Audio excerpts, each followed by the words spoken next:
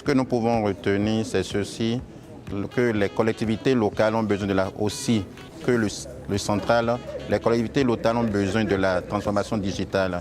Et pour faire cela, nous avons besoin de l'apport des entreprises, des startups, à travers un cadre de co-création et pour la réalisation des différents services à la population. Oui, c'est une belle approche que les communes aussi recrutent des champions au niveau de ces startups parce que les dispositions actuelles du Code de l'administration territoriale nous le permettent à nouer des partenariats publics-privés avec des startups, des entreprises pour pouvoir atteindre un objectif pour la commune.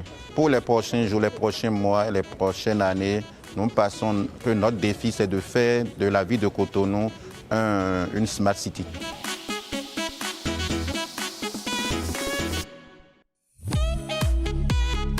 C'est un panel très riche et surtout ce qui m'a intéressé, c'était la diversité au niveau des sujets.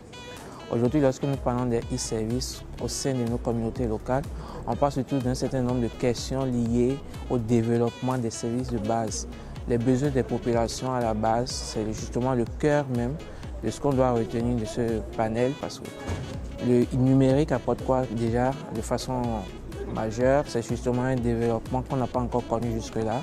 Et quelle est la stratégie qu'on met en œuvre pour que ce développement soit inclusif et puisse quand même aider les communautés de base, les communautés locales à pouvoir accéder à la chose et s'y agripper jusqu'au bout. Parce qu'une chose est de l'adapter, mais une autre chose est de rester avec. Voilà. Je pense qu'on devrait même, plus qu'être optimiste, on devrait le vouloir réellement. Aujourd'hui, si il n'y a pas de co-création, nous avons plusieurs entreprises. D'une part, nous avons le secteur public, d'autre part, nous avons également des communautés locales. Donc tout le monde est en train de s'activer dans son coin.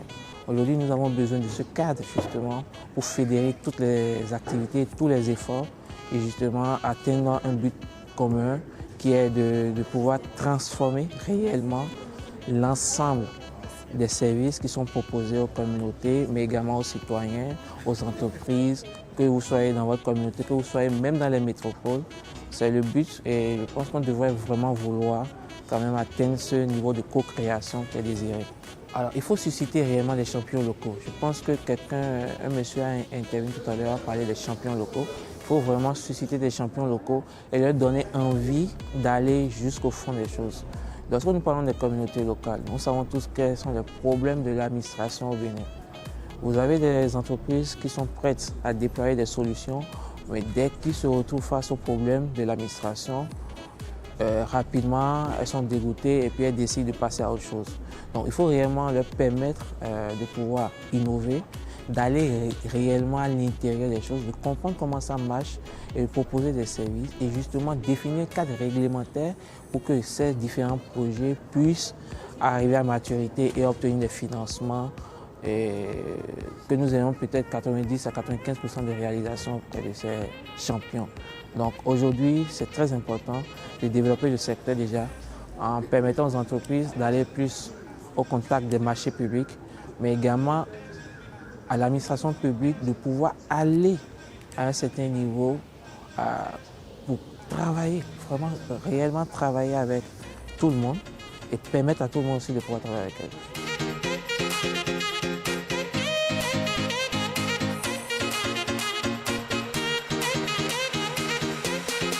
Invité par GIZ pour venir partager notre histoire à propos de nos solutions pour soutenir les petits agriculteurs de l'Afrique. Nous travaillons dans le domaine de l'agri-tech. Ça veut dire que nos solutions sont basées sur la technologie. Nous utilisons des données des planteurs pour soutenir les activités de ferme. Ça veut dire que nous utilisons des données pour s'attendre des services de crédit, pour préfinancer les besoins pour les populations. Tout d'abord, on va s'attendre les services de vulgarisation des informations avec AFDC pour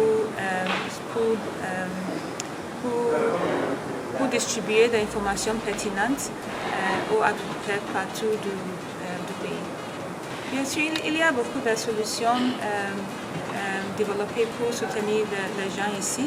J'étais très contente d'écouter les solutions que les autres membres du panel ont présentées.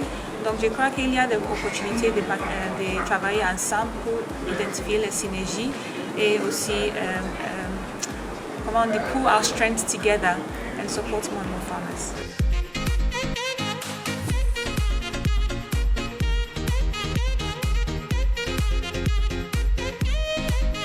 Je suis Herman Aguessi, je suis cofondateur de FEDAPay, qui est une société de services financiers digitaux au Bénin et dans la zone UEMOA aussi. Je rappelle déjà le thème du panel, c'était les levées de fonds pour les startups.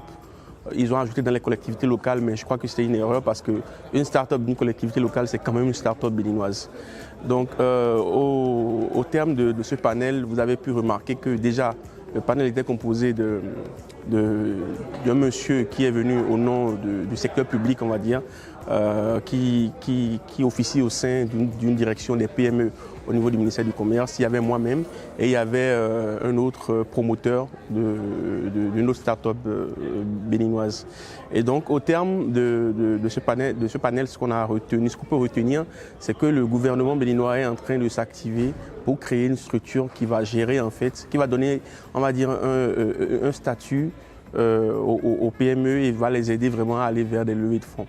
Et pour finir, on a parlé aussi de la Startup Act, qui est un terme juste, qui parle un peu d'un code d'investissement sur les startups, d'un cadre légal pour pouvoir alléger en fait tout ce qui est contrainte dans l'évolution des entreprises, les alléger pour les startups pour qu'elles puissent aller vite. Parce que ce qui définit une startup, c'est une entreprise qui souvent elle est jeune, qui commence par une équipe de jeunes, qui va très loin de façon exponentielle en peu de temps.